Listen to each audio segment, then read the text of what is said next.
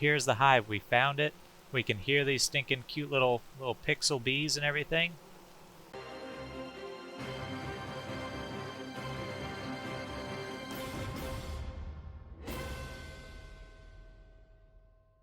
Well, hello there everybody, Papa Cheddar here, and we are playing a little bit more Vintage Story.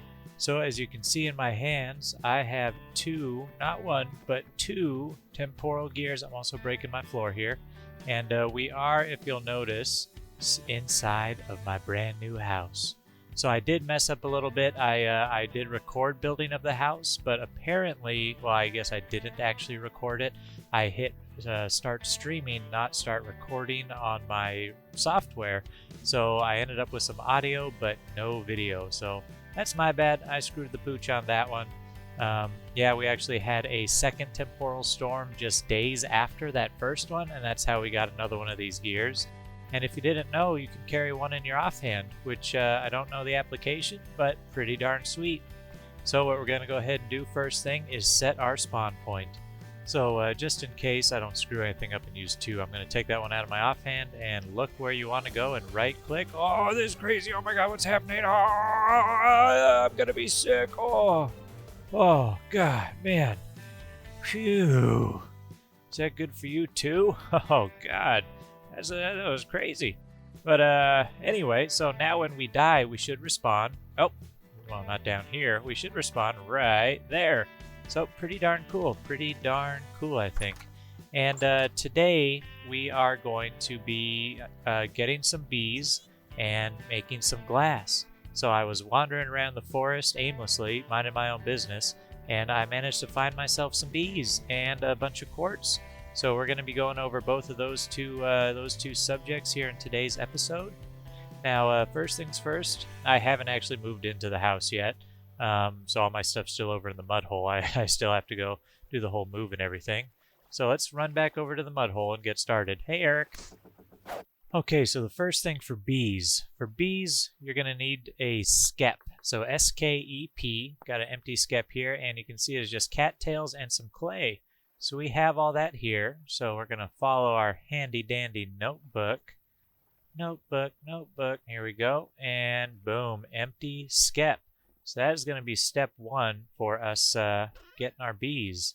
Step two, which we are going to go over in the morning, I'm going to do some sleep action, is finding the bees, and we'll touch on that here once we all wake up.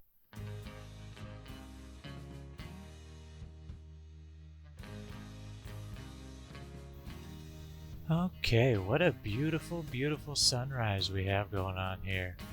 Outstanding, just gorgeous, just gorgeous. Alright, I think we're ready to start our day. So on the way there, I want to show you a change I made to our traps. Oh, look at this, huh? Look at that. Now, this is going to stay moist at all times. We got a nice little pool of water in the middle, so sploosh. And we got a nice little baby piggy down here as well. So now our days of coming out here and watering these crops are over. Beautiful, beautiful little thing. I did have to widen out this trench a little bit, but as you can see from that little baby piggy, it still works. Okay, back to the forest. Let's go. Ooh, flower. We're gonna need these for when we find our bees. Alright, so this kind of sucks. It is raining here, so it's gonna drown out the sound that we want to listen for. So when you're going through the woods, how you'll identify bees is by listening to their buzzing. So let's listen, shall we? Oh, you hear that? Well, you can see them too. But if you couldn't see them, these cute little bees, if you couldn't see them, then you would listen for this buzzing sound. As you'll notice as we walk away, and it's gone. So the rain, unfortunately, does not help the listening aspect of this.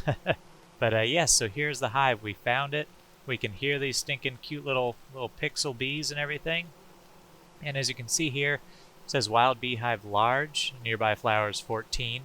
So when I first found it, it was poor. But what you want to do is plant a bunch of flowers out here. So just pop them down near the beehive, and then it'll register. So nearby flowers 14, and the bees need flowers to grow. So even once you get the bees back to your base, when you're making an apiary, you're going to need flowers around them. Okay, so step 2, and you guys like my little marking system here so I didn't lose it. But step 2, you're going to need to get your skep close to the bees, and I believe raccoons can attack these skeps. So you want to definitely be careful where you're placing it and everything. Ah, come on. So then you just get your skep, place it right next to the bees, and then I think it's like 10 days they will swarm out of the hive and into the nearby skep. So yeah, definitely keep your skep protected. And one thing to note too, when it's time to come and pick up your skep after the 10 days, you're going to need an empty slot in your an empty backpack slot. So pretty much have it looking something like this. Your skep is going to go into this item slot right down there. So make sure that you don't have a full inventory when it's time to go and get your bees. And of course that you guys are prepared with plenty of stinking flowers. So I did actually find a second beehive, and it shows the swarming tooltip there. So we're going to run over there really quick just so you guys can see kind of what it looks like. Alrighty, so here is our next beehive. So as you can see up there, it says will swarm in approximately 7 days. So in 7 days time, they're going to come out of this bad boy, go into our empty skep, and we'll be ready to pick them up. And again, as you can see, I got plenty of flowers around here. No, only 9 flowers. 9 flowers is good. I want to say it's like 6 flowers. I remember the number 6 being in here somewhere. Maybe the skep needs to be at least 6 blocks, or within 6 blocks distance to the beehive. But as you can see here, and at the last one, I got my skeps nice and stinking close there. So that way there's going to be no foulings or anything like that. And I believe just by it saying will swarm in the whatever amount of days, it shows that you did it correctly. And definitely make sure you bring plenty of flowers. While we're out here in the woods, I want to go over one thing that I missed with you guys before, and that is making healing poultices. You can see this right here. It'll restore your health. You just need horsetails like so, and cattails. And that'll make 4 healing poultices. You can find the horsetails usually around like water. Around water, like these forested areas. We don't really have any around our main base right now, but as I've been romping around the woods and such, I was able to find some. So definitely stay on the lookout. Let's see, I'll show you what they look like here. So if you see things that look like this, so those are the horsetails that you're going to want to find. And then, mix with cattails, heal yourself up from any drifter or wolf attacks, or heck, rams for that matter too. Anything that attacks you, you're going to want yourself some poultices. And look at that, we also found a trader who's guarded by rams apparently. But he didn't have anything good. Okay, well, I will see you guys back at base for the next step. Oh, you hear that? Hear more? Oh, look at there. I saw bees. Alright, so you can't really see the hive, but we're just going to slowly and carefully knock these branches away.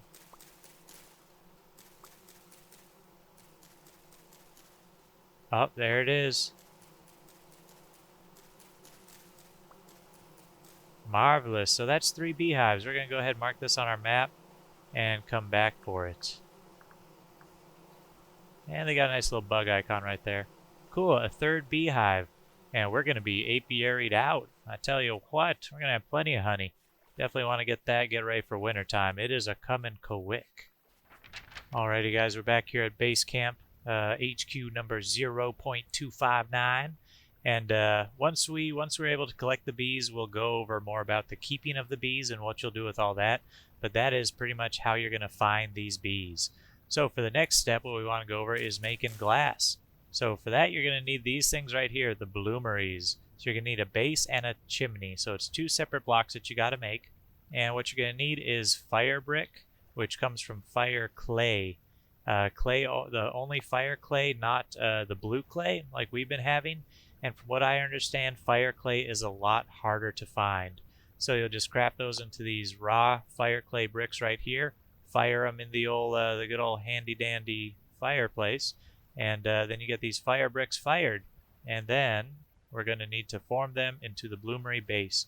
So you'll need 12 of them total for one of these. Let's go ahead and arrange them in the pattern. Boom, there's our first one right there. And then, let me see, go back here. And then you're going to need the chimney. The old chimney sweep. So 1, 2, 3, and 4. And we get the old chimney stack. And we just place them and place that on top. Okay, so you can get these little quartz chunks before you actually are able to mine the quartz. Because if you guys recall from an earlier episode, this house is built on some quartz ore blocks, and you need at least a bronze pickaxe to break them. And seeing as how we only have copper, we had to find our chunks on the ground. I wish I could show that to you guys. No, that doesn't show it. Pretty much just looks like the little flint stones and all the other stones you can find in this game, but it will have little white polka dots on top of it there. So that's how you know that you found quartz. So it comes in two different kinds, just the quartz chunks, which once crafted into glass, it will be kind of a smoky, not fully opaque kind of glass. And then you have the clear quartz here, which will be obviously your clear glass. So we found a heck of a lot more just regular smoky quartz than clear quartz, but we're going to go ahead and make both of them here. So you just come up and so you add smelt those with the right trigger. So boom, boom, boom, boom, boom. So all 11 of those are in there, and I think you can put 24 in. So let's see. Let's stack this up, see how many we can throw in. Okay, so we started with 64. We're at 40, and you can see up top there, contents 24 times quartz chunks. Let's go ahead and fill up these other bad boys, and we'll get rolling with the next step. All right, so you are going to need charcoal for this. So 1, 2, 3, 4. So, okay, only 4 charcoal. Not too bad. Not too bad. 1, 2, 3, 4. Oh, no, you can do 6. Oh, actually, I guess it scales off of how much quartz you have in there. So these ones with 24 take 6. This one with 16 chunks takes 4 charcoal. And this 11 chunker takes 3 charcoal. So that's cool. It prevents you from actually overusing your charcoal. That's really neat. I didn't honestly even know that. So then let's go ahead and fire these bad boys up. So we're going to crouch down, ignite this some gun. Boom, there's one. Dun dun dun. Dun dun dun dun dun dun. We're making glass. Making glass. So yeah, we'll make a glass. I don't know words to the song. But anyway, sorry about that. We are going to be using this glass to make a greenhouse here coming up. Oh, and just look at that. We got the smoke chimneys pouring, boys and girls. We got the... oh, God. Oh, geez, don't stand up there. Excuse me. That was terrible. Why'd I do that? I feel like I'm in the movie Dazed and Confused right now. I'm so smoked out. Jeez. Anyway, so there is one downside to these bloomeries, and that is once this is done, I think, and don't quote me on this, it takes around an in-game day. I want to say that. I'm not 100% sure, so like I said, don't quote me on it. But once these have completed firing, you need to break the bloomeries. So you need to take your nice handy pickaxe or axe, or shoot, you might even be able to punch them, but you need to destroy them with bloodlust and fury. And then you'll get some bricks back. You may not get all of the bricks back, but I believe that, it's kind of a chance based. So once we're at that point, we'll see exactly how many bricks we got back. So it was 12 per, so that's what, 48 bricks in total to make these bad boys. And yeah, we'll see what our final tally was once we're all wrapped up. And like I said, we are going to be using the majority of this glass to make a greenhouse, because we are in August right now, so I don't know what month the seasons change in this game. That's something I got to go and look up. But winter is coming, and the White Walkers are near. We must prepare. But yes, a greenhouse, your roof needs to be at least 50% glass, and then you'll be good to go. You can farm all the while through the winter, and I'm actually thinking about putting our bees into somewhat of a greenhouse as well, at least like a covered area for the winter. I honestly don't know if snow will affect the bees. But yeah, so we're gonna do a little bit of building here. I'm gonna sit down, watch these bloomeries cook, and oh god, I started breaking one. Jeez, that's what I get for messing around, huh? Now with our bees, there's one thing that I found helpful that I would recommend you guys do. All right, so what I recommend you guys make is a sign, and this will help us keep track of the dates that we're gonna be making the bees and whatnot. Let's go ahead and make two signs here. Boom. And you know what? We'll go right up top there. So you do need certain things to write on this sign. I don't know if claystone? Nope. So claystone can't do it. I guess you can see in the tooltip there. Tooltip, yep. The different things you can write with.